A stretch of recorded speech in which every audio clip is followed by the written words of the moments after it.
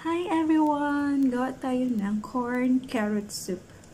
Ayan, pinakuluan ko lang po yung bones ng pork at saka after that pakuluan, hugasan po natin yan ng tubig, of course.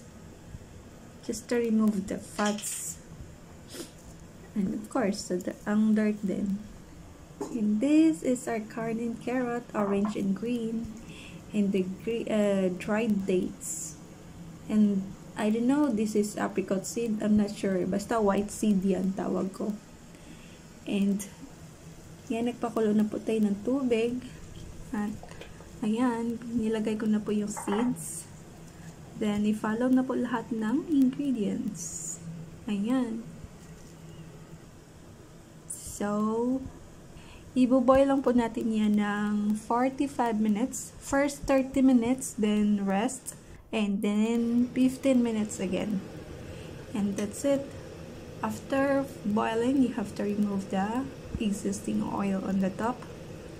Kahit binoil mo na siya, may oil pa rin yan lalabas. Kaya kukunin natin yan kasi ayaw nila ng oil. And it's ready to serve.